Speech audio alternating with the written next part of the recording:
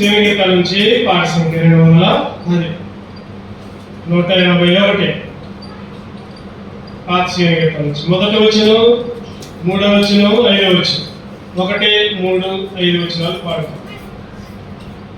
యెహోవా మహాత్మ్యము గొప్పదియందు, యెహోవా మహాత్మ్యము గొప్పదియందు, గ్రాహింపజాగ్యము కానిది, గ్రాహింపజాగ్యము కానిది. మానవ సైన్యమా పరమతండ్రి మహిమను, పరలోక సైన్యమా పరమతండ్రి మహిమను, పరాక్రమ క్రియలు దివ్యము రండి, పరాక్రమ క్రియలు దివ్యము రండి. పరిశుద్ధ దేవుని గొప్ప కార్యములు, పరిశుద్ధ దేవుని గొప్ప కార్యములు, పరిశుద్ధ కార్యము ప్రకటించము, పరిశుద్ధ కార్యము ప్రకటించము. యెహోవా మహాత్మ్యము గొప్పదియందు, యెహోవా మహాత్మ్యము గొప్పదియందు, గ్రాహింపజాగ్యము కానిది, గ్రాహింపజాగ్యము కానిది. తప్పిపోతే పిల్లలో గొర్రెలను కొనియు, తప్పిపోతే పిల్లలో గొర్రెలను కొనియు, తప్పులెన్నో చేసి శిక్షార్హులమైతిమి, తప్పులెన్నో చేసి శిక్షార్హులమైతిమి.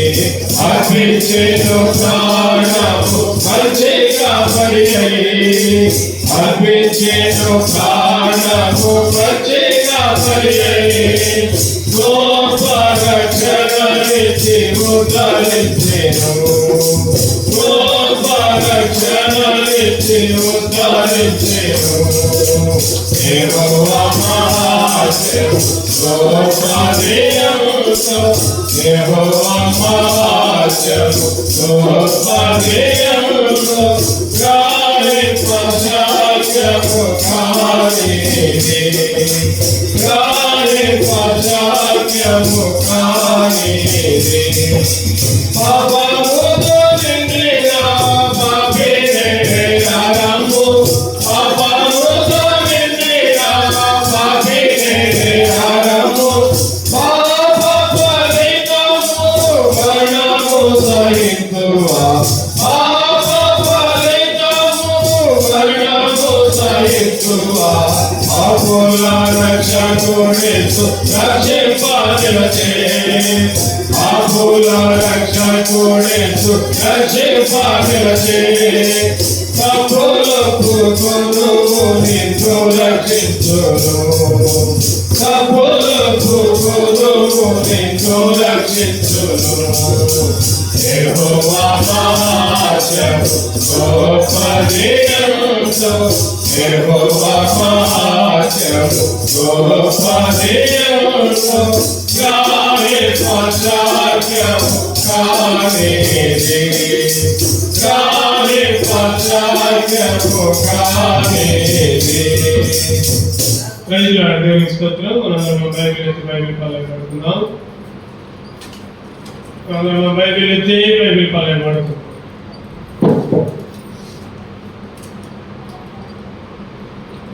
భలే బాలే మాట, బంగారు మాట, బైబిల్లో మాట, యేసు మాట. భలే బాలే మాట, బంగారు మాట, బైబిల్లో మాట, యేసు మాట. నా జీవితాన నీ జీవితాన మరువాని మాట, యేసు మాట. నీ జీవితాన నా జీవితాన మరువాని మాట,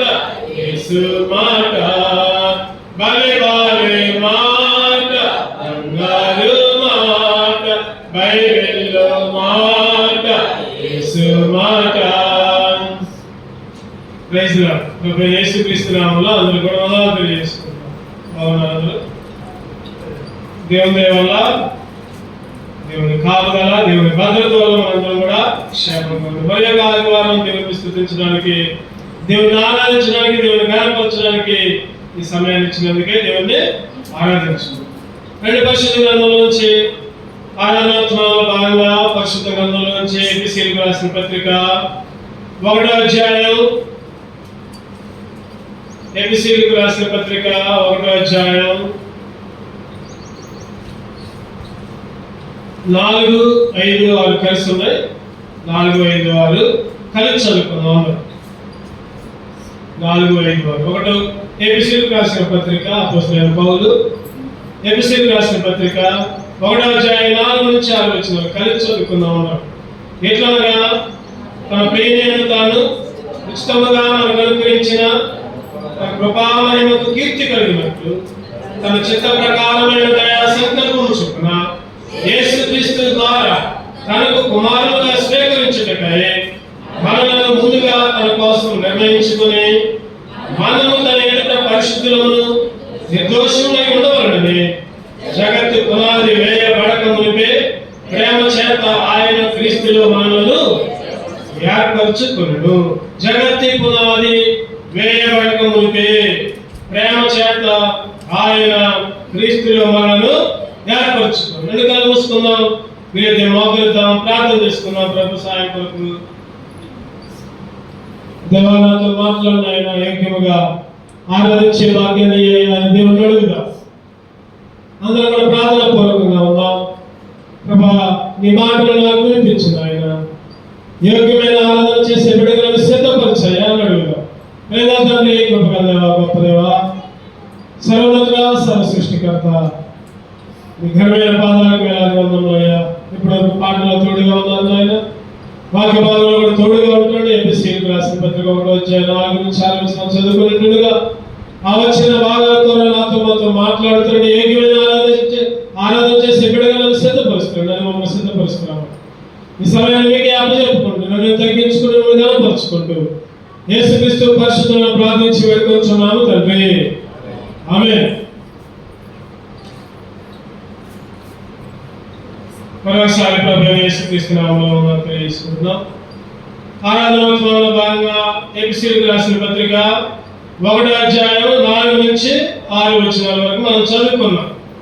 ఎన్నోసార్లు ఈ వాక్య భాగాన్ని ధ్యానం చేసాము. యేసుక్రీస్తు ద్వారా తనకు కుమారులుగా స్వీకరించుటకై మనలను ముందుగా తన కోసం నిర్ణయించుకుని మనము తన ఎదుట పరిశుద్ధులను నిర్దోషములై ఉండవలనని జగత్తు పునాది వేయబడక మునిపే ప్రేమ చేత ఆయన క్రీస్తులో మనలను ఏర్పరచుకొనెను. ఈ వచ్చిన భాగాలు చాలా ఉన్నాయి. ఆరాధనోత్సవంలో చాలా అంశాల గురించి ధ్యానం చేయొచ్చు, కానీ ఈరోజు ఒక వచ్చిన భాగాన్ని మనం తీసుకుందాం. ఒక లైన్ తీసుకుందాం. 3వ లైన్లో 4వ లైన్లో యేసుక్రీస్తు ద్వారా తనకు కుమారులుగా స్వీకరించుటకై అనే మాట మనం తీసుకున్నాం. ఆరాధనోత్సవంగా యేసుక్రీస్తు ద్వారా తనకు కుమారులుగా స్వీకరించుటకై. ఈరోజు మనం దేవుని కుమారులు, దేవుని బిడ్డలం. ఎందుకంటే బైబిల్లో ఒక మాట ఉంటుంది, యోహాను సువార్త 1వ అధ్యాయం 12వ వచనంలో తన్ను ఎందరు అంగీకరించిరో వారందరూ కూడా ఆయన కుమారులే అంట. ఎవరైతే యేసుక్రీస్తుని అంగీకరిస్తారో, ఎవరైతే యేసుక్రీస్తు సన్నిధిలో ఉంటారో, ఎవరైతే యేసుక్రీస్తుని ఘనపరుస్తారో వాళ్ళు దేవుని కుమారులు. అందుకనే 1 యోహాను 3వ అధ్యాయం 1వ వచనం చూస్తే 1 యోహాను 3వ అధ్యాయం 1వ వచనం, మనము దేవుని పిల్లలమని పిలువబడినట్లు తండ్రి మనకెట్టి ప్రేమను అనుగ్రహించెను చూడుడి. మనము దేవుని పిల్లలమని పిలవబడినట్లు, మనము ఎవరి పిల్లలమంట? దేవుని పిల్లలం. మనము దేవుని పిల్లలు, దేవుని కుమారులు. ఈరోజు దేవుని స్తుతించాలి, దేవుని కుమారులు దేవుని కొనియాడాలి, దేవుని ఆరాధించాలి, దేవుని స్తుతించాలి. దేవుని బిడ్డలు దేవుని గణపరచాలి. ఒకప్పుడు మనం ఎవరంటే సైతాను బిడ్డలు. ఒకప్పుడు ఎటువంటి కుమారులుగా ఉన్నాం, మరి ఇప్పుడు ఎటువంటి కుమారులుగా మార్చారు. ఈరోజు మన అంశం ఎలాంటి కుమారులుగా మార్చాడు. ఒకప్పుడు మనం ఎలాంటి కుమారులుగా ఉన్నాం, ఇప్పుడు మరి ఎలాంటి కుమారులుగా మార్చబడ్డాం. క్లుప్తంగా ఒక 5 విషయాలు ధ్యానం చేసుకొని ఆరాధన చేసుకున్నాం.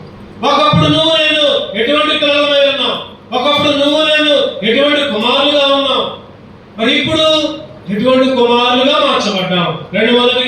మొదటి యోహాను 3:10. మొదటి యోహాను 3:10.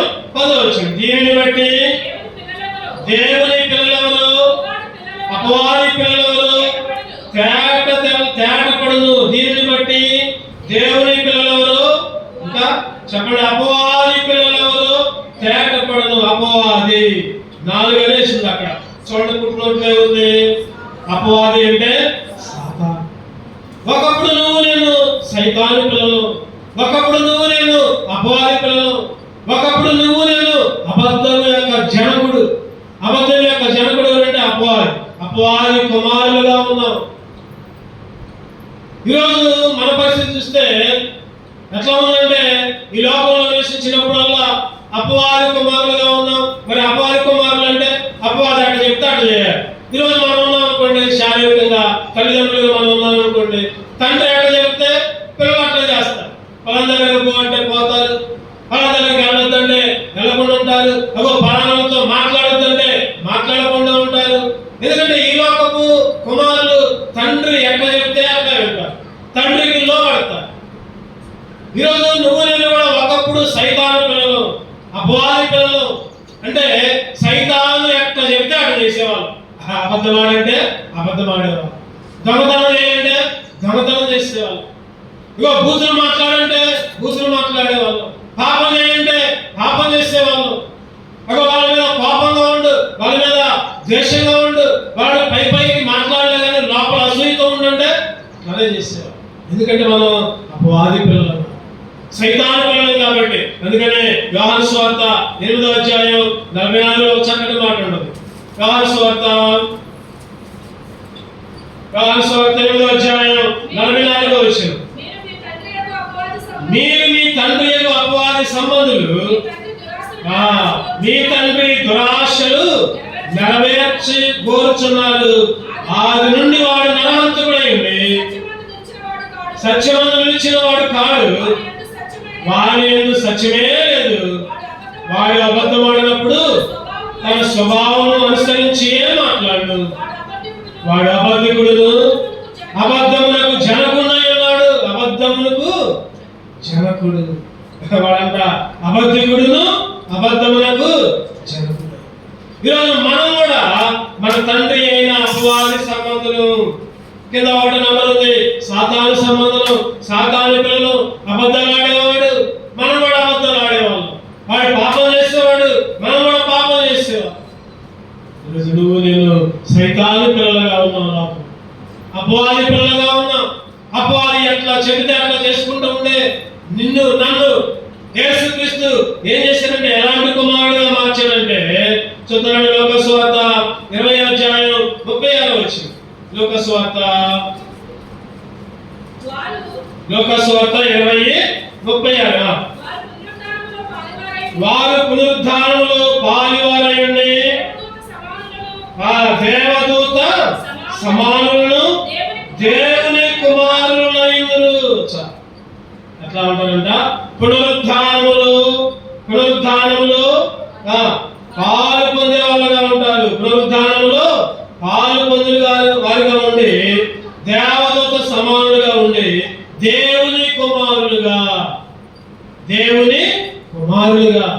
ఈరోజు మార్చబడ్డాం మనం. ఒకప్పుడు సైతాను పిల్లలు, సైతాను కుమారులు, లేకపోతే అపవాది పిల్లలు, అపవాది కుమారులు. వాడు ఎట్లా చెబితే అట్లా పోయేవాళ్ళు, వాడు ఎటు నడిస్తే అట్లా నడిచేవాళ్ళు, లేకపోతే వాడు అడుగు జాడల్లో తిరిగేవాళ్ళు.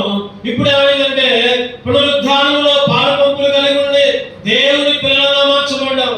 ఈరోజు ఎందుకు దేవుని స్తుతించాలంటే, ప్రభువా తండ్రి నాయన, ఒకప్పుడు నేను సైతాను పిల్లవాడిగా, సైతాను కుమారుడిగా, అబద్ధ ప్రభా నువ్వు ఈ లోకానికి వచ్చావు, నా కొరకు మరణించావు, తిరిగి లేచావు, ఒక పునరుత్థానాన్ని ప్రభా నా పట్ల పునరుత్థాన కార్యాన్ని జరిగించి నీ కుమారుడిగా మార్చావు, నీ కుమారుడిగా మార్చావు. అందుకే నేను స్తుతిస్తున్నాను, అందుకే నేను ఆరాధిస్తున్నాను. ఒకప్పుడు అపవాది పిల్లలో, ఇప్పుడు దేవుని పిల్లగా మారాడు, అందుకనే ఆయన స్తుతించాం. చూద్దాం. రెండవదిగా లూకాసు వార్త 16వ అధ్యాయం 8వ వచనం. లూకాసు వార్త 16:8.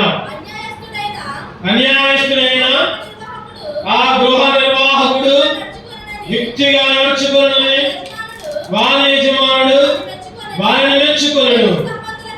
వెలుగు సంబంధుల కంటే ఈ లోక సంబంధులు తమ తరమును బట్టి చూడగా యుక్తి పరులై ఉన్నారు. ఈ లోక సంబంధులు 2 ఉంది చూడండి, కింద ఉందో, కింద పుట్టినోట్లో ఈ లోక సంబంధులు అంటే ఈ యుగపు కుమారులు. రెండవ లక్షణం ఏంటంటే మనం చీకటి సంబంధులు, వెలుగు సంబంధులు కాదు, లోక సంబంధులు. అంటే లోక కుమారులు. ఒక మాట చెప్పాలంటే ఈ యుగపు కుమారులు అంటే లోక కుమారులు. లోకములు, అన్య జనాంగములు, దేవునికి వ్యతిరేకమైన సంతతులు, దేవునికి వ్యతిరేకమైన వర్గం నుంచి వారి కుమారులుగా నువ్వు నేను ఎంచబడ్డాం. అందుకనే బైబిల్లో ఒక మాట ఉంటుంది, చీకటిలో అంధకారంలో మరణోచ్చాయంలో. లూకాసు వార్త 1:76 వచనం చూస్తే, లూకాసు వార్త 1వ అధ్యాయం చివరి మాట 76, 79 కింద ఉంటుంది. చీకటిలోను మరణ ఛాయలోను కూర్చుండు వారికి వెలిగిచ్చుటకై ఆ మహావాత్సల్యమును బట్టి పైనుండి ఆయన మనకు అరుణోదయ దర్శనమును అనుగ్రహించింది. చీకటి కుమారులు, చీకటిలో మరణ ఛాయలో ఉన్నాం. వెలుగు లేదు, ఏమాత్రం కూడా వెలుగు లేదు. వెలుగు సంబంధం కాదు, లోక సంబంధులుగా, యుగపు కుమారులుగా, ఈ యుగపు కుమారులుగా ఉన్నాం. అంటే చీకటి కుమారులుగా ఉన్నాం. అటువంటి మనల్ని నిజమైన వెలుగులోకి తీసుకుని వచ్చాడు, నిజమైన వెలుగులోకి తీసుకుని వచ్చాడు. వెలుగంటే ఇది మొత్తం వెలుగేగా, పగులు మొత్తం వెలుగే, రాత్రులు చీకటి పడింది, అది కాదు వెలుగు. అది మామూలు వెలుగు, లోకపు వెలుగు. అది అందరూ అనుకుంటారు కదా మేము వెలుగులోనే ఉన్నాం, మేము మంచిగానే ఉన్నాం, మేము ఏ పాపం చేయట్లేదు, మేము శుభ్రంగానే ఉన్నాం అందరూ అనుకుంటారు. ఈరోజు క్రైస్తవులే కాదు, యేసుక్రీస్తుని అంగీకరించిన వాళ్ళే కాదు, యేసుక్రీస్తుని అంగీకరించిన వాళ్ళు కూడా చాలా శుభ్రంగా ఉంటారు, చాలా ఆచారాలు కలిగి ఉంటారు. పొద్దున్న లేవడం, తలస్నానం చేయడం, దేవుని పూజించడం, సరే తప్పో ఒప్పో ఏదో ఒకటి, మేము మంచిగానే ఉన్నాం, మేము శుభ్రంగానే ఉన్నాం, మా హృదయం పవిత్రంగానే ఉంది అని అనుకుంటున్నారు. కానీ అది లోకపు వెలుగుగానే ఉంటుంది, కానీ అది చీకటే. అందుకనే ఈరోజు నువ్వు నేను కూడా చీకట్లో ఉన్నాం. చీకట్లో ఉంటే యేసుక్రీస్తే వెలుగుగా. యోహాను సువార్తలో ఉన్నది, ఆయన నిజమైన వెలుగుగా. యోహాను సువార్త 1వ అధ్యాయం, యోహాను సువార్త 1వ అధ్యాయం చూడండి 9వ వచనం. నిజమైన వెలుగు ఉండెను, అది లోకములోనికి వచ్చుచు ప్రతి మనుష్యుని వెలిగించుచున్నది. ప్రతి మనుష్యుని వెలిగిస్తుంది. ఈరోజు యేసుక్రీస్తు అనే వెలుగులోకి వచ్చాం. లోకపు యుగము నుంచి, లోకపు కుమారుల నుంచి, లేదా యుగ సంబంధమైన కుమారుల నుంచి, లేదా చీకటికి సంబంధించిన కుమారుల నుంచి ఈరోజు నిజమైన వెలుగులోకి వచ్చాం. ఏంటి ఆ వెలుగు చెప్పండి? యేసుక్రీస్తే ఆ వెలుగు. ఆయన అంటాడు కదా, ఆశ్చర్యకరమైన వెలుగులోకి నడిపించాలి. 1 పేతురు 2వ అధ్యాయం 9వ వచనం ప్రకారం, 1 పేతురు 2వ అధ్యాయం 9వ వచనం ప్రకారం, అయితే మీరు చీకటిలోని ఆశ్చర్యకరమైన తన వెలుగులోకి మిమ్మల్ని పిలిచిన చాలు. ఆశ్చర్యకరమైన వెలుగులోకి వచ్చాం. ఒకప్పుడేమో చీకట్లో ఉన్నాం, ఇప్పుడేమో వెలుగులోకి వచ్చాం. ఆ వెలుగు మామూలు వెలుగు కాదు, అది లోకపు వెలుగు కాదు, లేదా మనం అనుకున్న వెలుగు కాదు. అది ఆ వెలుగు ఏంటంటే ఆశ్చర్యకరమైన వెలుగు. ఆ వెలుగే యేసుక్రీస్తు ఉన్నాడు. ఆ ఆశ్చర్యకరమైన వెలుగులోకి వచ్చాం. అందుకే స్తుతించాలి ప్రభువా. ఒకప్పుడు చీకటి కుమారులు నాయన, ఒకప్పుడు ఈ యుగపు కుమారులు, లోక కుమారులుగా ఉంటే నిజమైన వెలుగులోకి, ఎఫెసీయులకు రాసిన పత్రిక 5వ అధ్యాయం 8వ వచనం చూస్తే, ఎఫెసీయులకు రాసిన పత్రిక 5వ అధ్యాయం 8వ వచనం, మీరు పూర్వమందు చీకటి అయింది, ఇప్పుడైతే ప్రభువునందు వెలుగై ఉన్నారు. ఒకప్పుడైతే చీకట్లో ఉంటే ఇప్పుడైతే ప్రభువునందు వెలుగై ఉన్నాం. ప్రభువునందు వెలుగు. ఆయన అంటాడు కదా, గొర్రె పిల్ల వెలుగులోకి వచ్చారు. ఎవరా గొర్రె పిల్ల చెప్పండి? ఎవరా గొర్రె పిల్ల? లోక పాపంలో మోసుకొని పోయే దేవుని గొర్రె పిల్ల. యోహాను అంటారు కదా, యేసుక్రీస్తుని ఉద్దేశించి, ఇదిగో ఈయన లోక పాపములను మోసుకొని పోయే దేవుని గొర్రె పిల్ల. అందుకని ప్రకటన గ్రంథంలో కూడా, ప్రకటన 21:23లో కూడా ఒక చక్కటి మాట రాయబడ్డాడు. ప్రకటన 21:23, ఆ పట్టణంలో ప్రకాశించుటకై సూర్యుడైనను చంద్రుడైనను దానికి అక్కర్లేదు, దేవుని మహిమయే దానిలో ప్రకాశించుచున్నది, గొర్రె పిల్లయే దానికి దీపం. చెప్పండి, గొర్రె పిల్లయే దానికి దీపం. అక్కడ ఆ పట్టణంలో, ఏ పట్టణంలో? పరలోకములు. పరలోకములు దీపం ఏంటి? దీపం ఏంటి? మనం అనుకునే ట్యూబ్ లైట్లు, లేకపోతే మనం అనుకునే మంచి మంచి నక్షత్రాలు విలవిలా వేస్తే, లేకపోతే ఈ లోకపు వెలుగు, ఈ లోకపు తారాజులు కాదు, ఈ లోకపు ట్యూబ్ లైట్లు కాదు, లేకపోతే 100 క్యాండిల్స్ 500 క్యాండిల్స్ బల్బులు కాదు. అక్కడ ఒకే ఒక దీపం. ఏంటిదంటే ఆ దీపం గొర్రె పిల్లే. ఆ దీపం ఏంటిదా? గొర్రె పిల్ల యేసుక్రీస్తు. ఆ గొర్రె పిల్ల ఉదయించబడి వెలుగుగా నిన్ను మార్చాడు, వెలుగులోకి నడిపించాడు. లోకంలో చెప్తా ఉంటాం మనం, ఉదాహరణకి కొవ్వొత్తి చూస్తే, కొవ్వొత్తి తాను కరిగిపోయి అంతా కూడా వెలిగించింది అని చెప్తాం. తాను మాత్రం కరిగిపోద్ది, తాను మాత్రం కాలిపోద్ది, తాను మాత్రం ఆహుతైపోద్ది, కానీ చుట్టుపక్కల మొత్తానికి వెలిగించింది. ఆ కొవ్వొత్తి ఒక చిన్న ప్రాంతంలోకి, ఒక గదిలోకి. కానీ యేసుక్రీస్తు అనే కొవ్వొత్తి ప్రపంచాన్ని వెలిగించింది. తాను మాత్రం కరిగిపోయింది, తాను మాత్రం రక్తాన్ని అర్పించింది, తాను మాత్రం శిలువలో పడేయండి. ఆ గొర్రె పిల్లే నీకు నాకు దీపముగా ఉండి చీకటి నుండి ఆశ్చర్యకరమైన వెలుగులోకి మార్చింది. ఈరోజు వెలుగు కుమారులుగా, వెలుగు కుమారులుగా. ఒకప్పుడు నువ్వు నేను చీకటి కుమారులుగా ఉంటే, ఇప్పుడు ఏం చేశాను చెప్పండి? వెలుగు కుమారులుగా గొర్రె పిల్ల దీపంలోనికి నిన్ను నడిపించా. అందుకే ఆరాధించా.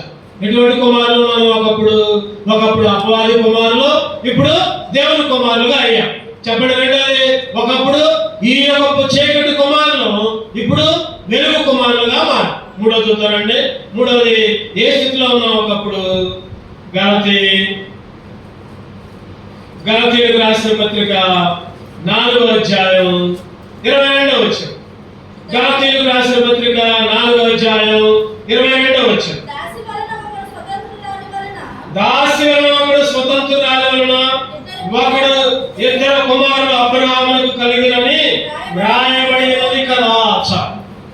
దాసి వలన ఒకడేమో, దాసి వలన ఒకడేమో స్వతంత్రురాలి వలన అబ్రహాముకి ఇద్దరు కుమారులు. తెలుసు అందరికి. అబ్రహాముకి ఎంతమంది కుమారులు అంటే? ఇద్దరు కుమారులు. ఒకళ్ళేమో దాసి వలన, ఒకళ్ళేమో స్వతంత్రురాలి వలన. చెప్పండి, దాసి ఎవరు? హాగరు. హాగరు వలన ఇష్మాయేలు వచ్చాడు. స్వతంత్రురాలు అంటే శారా వలన ఇస్సాకు పుట్టాడు. ఈరోజు ఎందుకు ఈ మాట రాయబడిందంటే, ఇక్కడ దాసి వలన ఒకడు, స్వతంత్రురాలు వలన ఒకడు, ఇద్దరు కుమారులు అబ్రహామునకు కలిగినని రాయబడినది. అయితే దాసి వలన పుట్టినవాడు శరీర ప్రకారముగా పుట్టెను, స్వతంత్రురాలు వలన పుట్టినవాడు వాగ్దానమును బట్టి. ఈరోజు నువ్వు నేను ఆలోచిస్తే, ఒకప్పుడు దాసుల కుమారులు, దాస్యపు కుమారులు, బానిస కుమారులు. కానీ ఇప్పుడైతే అక్కడ రాయబడింది, ఎట్లా విడిపించబడ్డాం, స్వతంత్రులుగా మార్చబడ్డాం, వాగ్దాన పుత్రులుగా మార్చబడ్డాం. ఏ పుత్రులుగా మార్చబడ్డాం అంటే వాగ్దాన పుత్రులుగా, వాగ్దానపు కుమారులుగా. ఒకప్పుడేమో దాస్యపు కుమారులుగా ఉన్నాం, ఇప్పుడైతే వాగ్దానపు కుమారులుగా ఉన్నాం. అదే 25 వచనం చూడండి. గలతీ 4:25. ఈ హాగరు అరేబియా దేశంలో ఉన్న సినాయి కొండయే ప్రస్తుతమున్న యెరూషలేము దాని పిల్లలతో కూడా దాస్యమందున్నది కనుక ఆ నిబంధన దానికి దీటై ఉన్నది. అయితే పైన యెరూషలేము స్వతంత్రముగా ఉన్నది, అది మనకు తల్లి. స్వతంత్రముగా ఉన్నది యెరూషలేము. యెరూషలేము ఈ లోకపు యెరూషలేము సీనాయి కొండ దాని పిల్లలతో దాస్యంలో ఉంది. అయితే పైన యెరూషలేము స్వతంత్రముగా ఉంది, అది మనకు తల్లి. 25వ వచనం చూస్తే 25వ వచనం, సహోదరులారా మనమును ఇస్సాకు వలె వాగ్దానమును బట్టి పుట్టిన కుమారులమై ఉన్నాము. వాగ్దానమును బట్టి పుట్టిన కుమారులమై ఉన్నాము. ఈరోజు నువ్వు నేను దాస్యపు కుమారులు కాదు. ఇప్పుడు ఒకప్పుడైతే దాస్యపు కుమారులు, వాగ్దాన కుమారులు కాదు, యెరూషలేము కుమారులు కాదు. వాగ్దాన కుమారులు ఎవరంటే ఇశ్రాయేలీలే, ఇస్సాకు సంతతే వాగ్దానపు కుమారులుగా ఉన్నారు. ఇస్సాకు సంతానం. ఈరోజు ఇస్సాకు సంతానంలోకి, ఇశ్రాయేలీలోకి, లేకపోతే అహరోను వంశస్థుల్లోకి నిన్ను నన్ను దేవుడు పిలిచాడు. ఒకప్పుడైతే అహరోను వంశస్థుల్లో ఉండడానికి ఏమాత్రం కూడా అర్హత లేని వాళ్ళమ్మ. ఒకప్పుడైతే ఇశ్రాయేలీలు పాలివారం కాదు, మనం దూరస్తులు, సమీపస్తులు కాదు. మనం ఎక్కడ ఉండాలంటే మందిరం బయట ఉండాలి, దేవుడి సన్నిధికి దూరంగా ఉండాలి. లోపలికి రావడానికి ఏమాత్రం కూడా అర్హత లేదు. ఎప్పుడైతే యేసుక్రీస్తు నీ కొరకు నా కొరకు ప్రాణాన్ని అర్పించాడు, యేసుక్రీస్తు బలి అయ్యాడు, మధ్య తల చిరిగింది, లోపలికి ప్రవేశం వచ్చింది. దూరస్తుల వల్ల సమీపస్తులమయ్యా, దాస్యపు కుమారుల వల్ల ఇశ్రాయేలీల వంశంగా మార్చబడ్డాం. వాగ్దానపు పుత్రులుగా స్వతంత్రులుగా. ఒకప్పుడు బానిసలు. ఇశ్రాయేలు కూడా ఒకప్పుడు చెప్పండి బానిస బ్రతుకు. ఎవరి దగ్గర? ఐగుప్తులు బానిస బ్రతుకు. ఇటుకలు వేశారు, గడి తెచ్చుకున్నారు, తొక్కారు, లేకపోతే ఏది చేయమంటే చేశారు. వాళ్ళు అనుకున్నారు కదా నిర్మకాండం 1వ అధ్యాయంలో, అరే ఈ సంతానం ఎక్కువైపోతుంది, వీళ్ళని మామూలుగా ఉంచితే మాటలు ఇలా బలగం ఎక్కువైపోతే మనం తక్కువైపోతాం, ఇల్లు ఎక్కువైతాం. ఇల్లే తెచ్చుకోవాలి, ఇల్లే గడి తెచ్చుకోవాలి, ఇల్లే తెచ్చుకోవాలి, అన్ని ఇల్లే తెచ్చుకోవాలి, అన్ని వాళ్ళే చేయాలి. మనం అసలు ఏమాత్రం కూడా తేవాలి. బానిస బ్రతుకు. ఆ టైంలో చరిత్రలో ఒక చరిత్రకారుడు చెప్తున్నాడు కదా, వాళ్ళంట ఇటుకలు చేయడానికి మట్టి తొక్కుతున్నారు, మట్టి చుట్టూ తిరుగుతూ ఉంటారు మట్టి తొక్కడానికి. మట్టి తొక్కుతుంటే ఆ మట్టిలో గాజు పెంకులు వేసేవాళ్ళంట. గాజు పెంకులు వేస్తే మరి మట్టిలో వేసిన గాజు పెంకులు మట్టి తొక్కేటప్పుడు కాళ్ళ గుచ్చుకొని రక్తం కారుతుంటే బయటకు వచ్చారనుకోండి, రక్తం కారుతుంది, అయ్యో నొప్పి అని బయటకు వచ్చి గాజు పెంకులు తీసుకుపోతుంటే అంతలోకి వచ్చి మళ్ళీ నెట్టేవాడు లోపలికి. అంటే రక్తము కారుతున్నా బానిస బ్రతుకు. మళ్ళీ మట్టి నాటి తొక్కాల్సిందే, మట్టి అవన్నీ తొక్కాల్సిందే, ఇటుకలు చేయాల్సిందే, నిట్టూర్పులు, మూలిగారు. బానిస బ్రతుకులు. ఈరోజు నువ్వు నేను కూడా బానిస బ్రతుకులు ఎన్నోసార్లు నిట్టూర్పులు ఇచ్చాం, ఎన్నోసార్లు మూలుగుచూ ఉన్నాం. అయినప్పటికీ కూడా ఆ బానిస బ్రతుకు నుంచి స్వతంత్రులుగా ఒకప్పుడు మన దేశం కూడా చెప్పండి 1947కు ముందు ఆగస్టు 15 మనం చాలా సార్లు జరుపుకుంటా ఉంటాం జాతీయ పండుగలని. అంతకుముందు బ్రిటిష్ వాళ్ళ కింద బానిసలుగా ఉన్నాం. తర్వాత స్వతంత్రం వచ్చింది. ఆ రోజుని ప్రతి సంవత్సరం కూడా జరుపుకుంటా ఉంటాం. మరి ఈ దేశానికి స్వతంత్రం వస్తేనే అంత ఘనముగా జాతీయ పండుగ జరుపుకుంటుంటే ఈరోజు మన జీవితానికి, మన బ్రతుకులకి స్వతంత్రం వచ్చింది. ఈరోజు మనం స్వతంత్రమే. అందుకే ప్రతిరోజు ఆయన్ని స్తుతించాలి. ప్రభువా ఆ బానిస బ్రతుకు నుంచి, లేదా ఆ సైతాను బ్రతుకు నుంచి, ఆ సైతాను బానిసత్వం నుంచి. సైతాను బానిసత్వంలో ఉంటే చెప్పండి, అబద్ధం ఆడమంటే అబద్ధం ఆడేవాళ్ళు, పాపం చేయమంటే పాపం చేసేవాళ్ళు, దొంగతనం చేయమంటే దొంగతనం చేసేవాళ్ళు. ఎందుకంటే వాడు అట్లా చెప్తే అట్లా చేసేవాళ్ళు. మరి దాంట్లో నుంచి విడిపించాడు. ఇప్పుడు దేవుని బిడ్డలుగా, వాగ్దాన కుమారులుగా, స్వతంత్రులుగా, ఆయన ఆరాధించే బిడ్డలుగా, ఆయన స్తుతించే బిడ్డలుగా. మత్తయి సువార్తలో ఒక మాట రాయబడింది, చూడండి 17:26. మత్తయి సువార్త 17:26. అతడు చెప్పగా యేసు అలాగైతే కుమారులు స్వతంత్రులే. అలాగైతే కుమారులు స్వతంత్రులు. ఈరోజు స్వతంత్రం వచ్చింది నీకు నాకు. స్వతంత్రం వచ్చింది. సైతాన్ నుంచి బయటకు వచ్చాం. వాగ్దానపు పుత్రులుగా మార్చబడ్డాం. ఈరోజు ఎందుకు దేవుని స్తుతించాలి? ఈరోజు ఎందుకు దేవుని స్తుతించాలి? ఈరోజు మనం దేవుని కుమారులుగా మారాం. మరి ఒకప్పుడు ఎటువంటి కుమారులుగా ఉన్నాం? ఒకప్పుడు సైతాను కుమారులుగా ఉన్నాం, ఒకప్పుడు అపవాది కుమారులుగా ఉన్నాం, ఒకప్పుడు చీకటి కుమారులుగా ఉన్నాం, ఒకప్పుడు ఈ యుగపు కుమారులుగా ఉన్నాం, ఒకప్పుడు ఆగరు కుమారులుగా, బానిస కుమారులుగా ఉన్నాం. ఇప్పుడు దేవుని కుమారులుగా మార్చబడ్డాం, వెలుగు కుమారులుగా మార్చబడ్డాం, తర్వాత వాగ్దానపు పుత్రులుగా మార్చబడ్డాం. అందుకే దేవుని స్తుతించాలి. చూడండి, 4వదిగా మత్తయి సువార్త 23:15. మత్తయి సువార్త 23:15. అయ్యో వేషధారులైన శాస్త్రులారా, పరిసయ్యులారా, ఒకరిని మీ మతములో కలుపుకొనుటకు మీరు సముద్రమును భూమిని చుట్టి వచ్చెదరు. అతడు కలిసినప్పుడు అతను మీకంటే 2 అంతలు నరక పాత్రునిగా చేయుదురు. నరక పాత్రుని ఎంత చూడండి, కింద ఉందో నరక కుమారులు. నరక కుమారులు అంటే నరకానికి కుమారులుగా ఉన్నాం, అగ్నిగుండానికి కుమారులుగా ఉన్నాం, పాతాళానికి కుమారులుగా ఉన్నాం. ఒకప్పుడు నువ్వు నేను ఎవరి కుమారులుగా ఉన్నామంటే అగ్నిగుండానికి కుమారులు, నరకానికి కుమారులు, నరక పాత్రులుగా ఉన్నాం. విధంగా ఈరోజు యేసుక్రీస్తుని అంగీకరించకపోతే, యేసుక్రీస్తుని అంగీకరించకపోతే సైతాను పిల్లలుగా ఉంటాం. సైతాను ఆస్తులన్నీ కూడా ఎవరికి వస్తాయి చెప్పండి? సైతాను పిల్లలు. ఈ లోకంలో జీవించినప్పుడు తండ్రి ఆస్తి కుమారులకి, తండ్రి ఆస్తి కుమారులకి, వాళ్ళ ఆస్తి వాళ్ళ కుమారులకి, వాళ్ళ ఆస్తి వాళ్ళ కుమారులకి పారంపర్యాచారంగా, వంశ పారంపర్యాచారంగా పొందుకుంటాం. ఈ లోకంలో ఆత్మీయంగా కూడా శారీరకంగా దేవుణ్ణి అంగీకరించకపోతే, శారీరకంగా ఉంటే సైతాను కుమారులు, సైతాను ఆస్తిలో మనం కూడా పాలి భాగస్తులుగా ఉంటాం. ఏంటది సైతాను ఆస్తి చెప్పండి? అగ్నిగుండం. సైతాను ఆస్తి ఏంటంటే నరకం, పాతాళం, దానికి వారసులుగా ఉంటాం. ఈరోజు నువ్వు నేను ఒకప్పుడు సైతాను కుమారులుగా ఉండి, సైతాను ఆస్తిలో పాలి వారసులుగా ఉండి, అగ్నిగుండానికి, నరకానికి, పాతాళానికి వారసులుగా ఉన్న మనల్ని ఆ అగ్నిగుండం నుంచి, ఆ నరకం నుంచి, లేకపోతే ఆ పాతాళం నుంచి తప్పించి పరలోక కుమారులుగా, పరలోక రాజ్య సంబంధులుగా మార్చాడు. ఈరోజు ఎందుకు దేవుని స్తుతించాలంటే ఒకప్పుడు వారసత్వం వేరే, ఇప్పుడు వారసత్వం వేరే. చెప్పండి, ఈ లోకంలో బాగా పేద పిల్లలు ఉన్నారు అనుకోండి, పేద తల్లి అనుకోండి, 4 అమ్మాయిలు.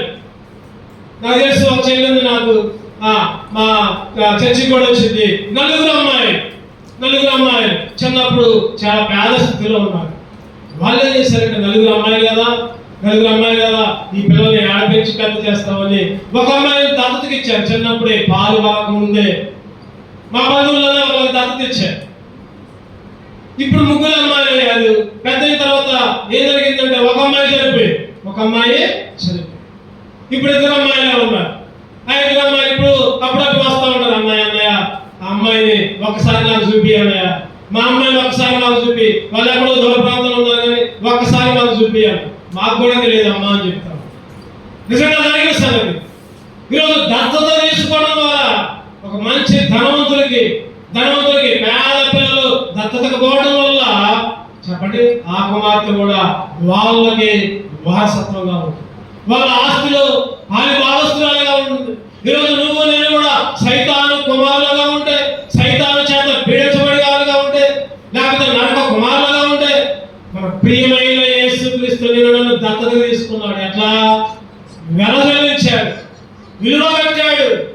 దేని ద్వారా కొనుక్కున్నాడంటే తన విలువైన అమూల్యమైన గొర్రె పిల్ల రక్తము ద్వారా నిన్ను కొనుక్కున్నాడు. 1 Peter 1:18-19 ప్రకారం అమూల్యమైన రక్తము ద్వారా, అమూల్యమైన గొర్రె పిల్ల రక్తము ద్వారా నిన్ను కొనుక్కొని ఏం చేశాడంటే పరలోక కుమారులుగా మార్చాడు. ఒకప్పుడు నరక కుమారులు. మత్తయి సువార్త 13:38 మత్తయి సువార్త 13:38. పొలము లోకము, మంచి విత్తనములు రాజ్య సంబంధులు. మంచి విత్తనములు రాజ్య సంబంధులు. ఒకటి పుట్టినట్లు చూడండి, రాజ్య సంబంధులు అంటే కుమారులు. ఈరోజు నువ్వు నేను పరలోక రాజ్య కుమారులుగా మార్చబడ్డాం.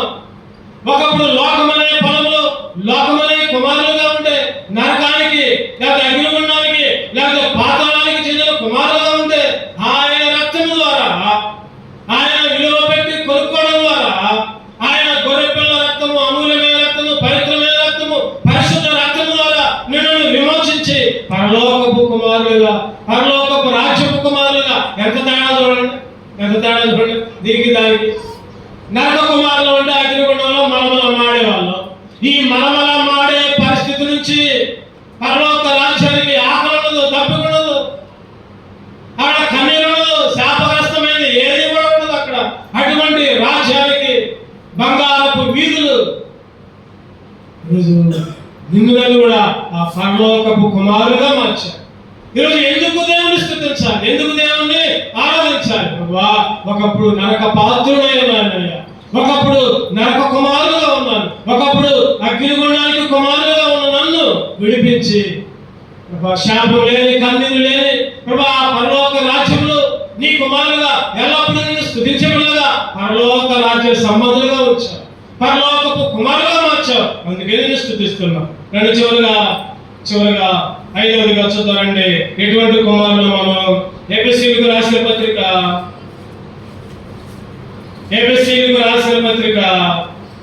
5వ అధ్యాయం 6వ వచనం. ఎఫెసీ 5:6 వచనం. వ్యర్థమైన మాటల వలన ఎవడు మిమ్మును మోసపరచనీయకుడి, ఇట్టి క్రియల వలన దేవుని ఉగ్రత అవిధేయులైన వారి మీదకి వచ్చును. కనుక మీరు అట్టి వారితో హానివారై ఉండకూడదు. అవిధేయులైన వారి మీదకి. చూద్దానండి, 7వ మాట కింద ఉంది చూడండి. అవిధేయత కుమారుల మీదకి. చెప్పండి, మనం అన్ని పుట్టినోట్లలో చూసుకున్నాం. ఈరోజు అవిధేయులైన వారి దగ్గరికి, అంటే అవిధేయత కలిగిన కుమారులు. ఒకప్పుడు నువ్వు నేను అవిధేయ కుమారులు అంటే చెప్పిన మాట ఏమాత్రం కూడా వినని వాళ్ళం, ఆయన మాటని తిరస్కరించిన వాళ్ళం, త్రోసిపుచ్చిన వాళ్ళం, ఎదురు తిరిగిన వాళ్ళం. అవిధేయులు అంటే ఎన్ని వస్తాయి? అవిధేయులు అంటే లెక్కలేని వాళ్ళం, పట్టించుకున్న వాళ్ళం, త్రోసివేసిన వాళ్ళం, గర్వం అహంకారం నిండి, అవిధేయతతో నిండి, నా ఇష్టం నువ్వేది నాకు చెప్పేది, అసలు ఏ దేవుడే లేడు. కొంతమంది అన్నారు దేవుడు ఆడను నాకు చూపి, దేవుడు ఆడను నాకు చూపిండి అంటారు కొంతమంది. దేవుడు ఆడను నాకు చూపి, గాలి ఆడను చూపి అంటే చెప్పలేము. ఆత్మ ఆడను, ప్రాణం ఆడను చూపి అంటే చెప్పలేము. మరి దేవుడు మాత్రం అడుగుతారు, మరి నీ ప్రాణం ఎక్కడుంది చూపి ఒకసారి, చెప్పలేము. ఈరోజు అవిధేయంగా, లెక్కలేనిగా, గర్వంతో, అహంకారంతో ఈరోజు అహంకారం నిండిన వారై, అవిధేయులైన వారై, దేవుని మందిరం అంటే దేవుని సన్నిధి అంటే, లేకపోతే దేవుని వాక్యం అంటే, దేవుడు అంటే, దేవుని సన్నిధి అంటే ఏమాత్రం కూడా లెక్క లేకుండా, ఏమాత్రం కూడా పట్టించుకోకుండా, ఏమాత్రం కూడా ఆత్మలో ఏమాత్రం కూడా దేవుని ఘనపరచకుండా, మనమే కనపరుచుకుంటూ, మనమే గొప్ప చేసుకుంటూ, మనమే హెచ్చించుకుంటూ, ఒకప్పుడు నువ్వు నేను అటువంటి స్థితిలో అవిధేయులుగా ఉన్న నిన్ను దేనిగా మార్చాడంటే చూద్దామండి. 1 పేతురు 1వ అధ్యాయం 15వ వచనం. 1 పేతురు 1వ అధ్యాయం 15వ వచనం. నేను పరిశుద్ధులైన కనుక మీరును పరిశుద్ధులైన రాయబడి ఉన్నది. కాగా మీరు విధేయులకు పిల్లలై పూర్వపు అజ్ఞాన దశలో మీకున్న ఆశలను అనుసరించి ప్రవర్తింపగా. చాలు. ఒకప్పుడు అజ్ఞాన దశలో ఉన్నాం, ఒకప్పుడు ఆశల్లో మన ఆశల ప్రకారం ప్రవర్తించే వాళ్ళగా ఉంటే ఏం చేశాడు దేవుడు? ఇప్పుడు విధేయులకు పిల్లలుగా. ఇప్పుడు విధేయులైన పిల్లలుగా, దేవునికి విధేయులుగా, ఎన్ని పనులున్నా, ఎన్ని ముఖ్యమైన ఇంపార్టెంట్ కార్యక్రమాలు ఉన్నా, ఈరోజు ఆదివారం దేవుని స్తుతించాలి, దేవుని ఘనపరచాలి, దేవుని సన్నిధిలో గడపాలి. ఈరోజు మనం దేవుని సన్నిధికి వచ్చామంటే విధేయులు కాబట్టి వచ్చి, అదే అవిధేయులమైతే వచ్చేవాళ్ళం కాదు, అవిధేయులమైతే లెక్క చేసేవాళ్ళం కాదు. దేవుడు అంటే భయం, దేవుని సన్నిధి అంటే భయం, లేకపోతే దేవుని సన్నిధి అంటే ప్రేమ, ఒక విధేయత. ఒకప్పుడేమో అవిధేయ కుమారులు, ఇప్పుడేమో విధేయులమైన కుమారులుగా, విధేయత కలిగిన వారిగా. యేసుక్రీస్తు కూడా విధేయుడిగా వచ్చాడు. తండ్రికి ఏమాత్రం కూడా ఎదురు చెప్పలా, అయ్యా నా ప్రజలందరూ పాపంలో ఉన్నారు, అగ్నిగుండానికి పోతున్నారు, నువ్వు పోయి రక్తం నియమించు, నువ్వు పోయి వారి కొరకు నీ ప్రాణం అర్పించంటే తన్ను తాను తగ్గించుకొని విధేయుడిగా ఉన్నాడు. ఫిలిప్పీయులకు రాసిన పత్రిక 2:8 ఫిలిప్పీయులకు రాసిన పత్రిక 2:8 మరియు ఆయన ఆకారమందు మనుష్యుడుగా కనబడి మరణము పొందినంతగా, అనగా శిలువ మరణం పొందినంతగా విధేయత చూపిన వాడై తన్ను తాను తగ్గించుకున్నాడు. విధేయత చూపిన వాడిగా కొట్టిన, గుద్దిన, పొడిచిన, ఈడు పెట్టి పొడిచిన, మూల కిరీటం పెట్టిన, చేతులకి కాళ్ళకి సేల కొట్టిన, పక్కలో బల్లం పొడిచిన విధేయుడిగా ఉన్నాడు. గుద్దిన, ఉమ్మేసిన ఆయన రక్తం నదిలాగా ప్రవహిస్తుంది.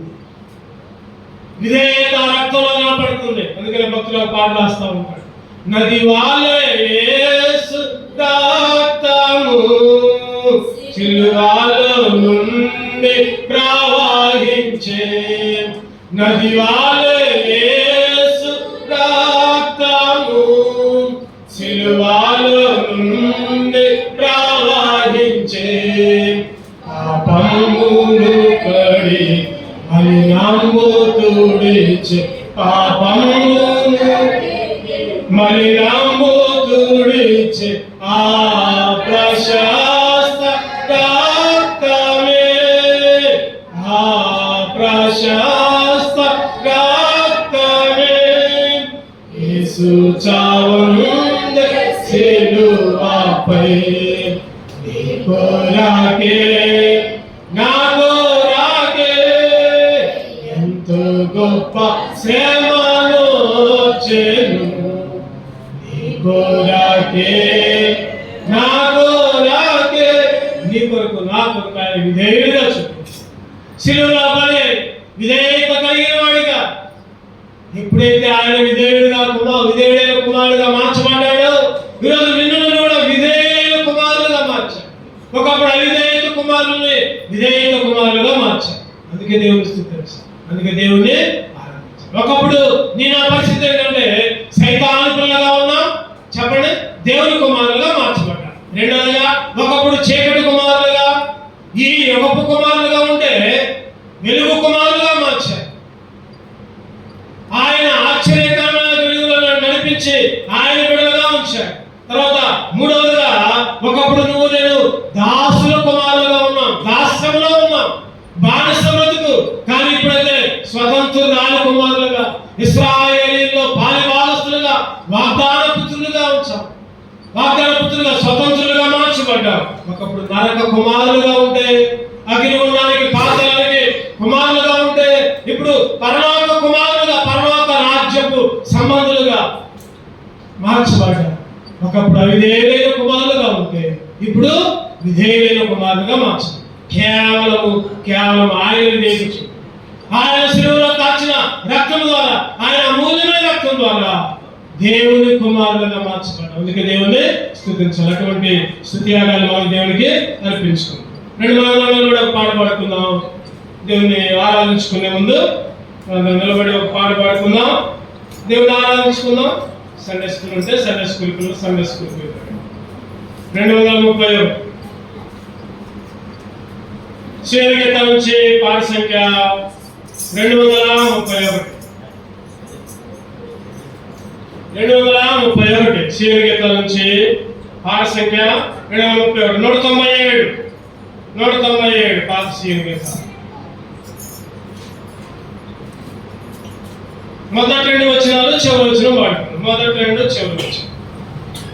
జై జై యేసు రాజా, జై జై రాజాది రాజా నీకే జై జై రాజాది రాజా నీకే జై జై జై జై యేసు రాజా, జై జై రాజాది రాజా నీకే జై జై రాజాది రాజా నీకే జై జై.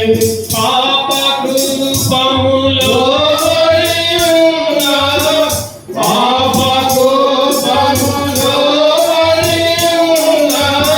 నన్ను చూసి చేయి, నన్ను చూసి చేయి చక్కగలిగి చేర్చితివి, చక్కగలిగి చేర్చితివి. జై జై యేసు రాజా, జై జై రాజాది రాజా నీకే జై జై రాజాది రాజా నీకే జై జై. సిలువరాక్తములో నన్ను కడిగి, సిలువరాక్తములో నన్ను కడిగి, పాపమంతా పరిహరించిన, పాపమంతా పరిహరించిన పావనుడగున ప్రభు యేసు, పావనుడగున ప్రభు యేసు. జై జై యేసు రాజా, జై జై రాజాది రాజా నీకే జై జై రాజాది రాజా నీకే జై జై. పాపశాపగ్రస్తుడనైయున్న, పాపశాపగ్రస్తుడనైయున్న నన్ను కూడా నీ స్వకీయ, నన్ను కూడా నీ స్వకీయ సాపాద్యముగా చేసితివి, సాపాద్యముగా చేసితివి. జై జై యేసు రాజా, జై జై రాజాది రాజా నీకే జై జై రాజాది రాజా నీకే జై జై.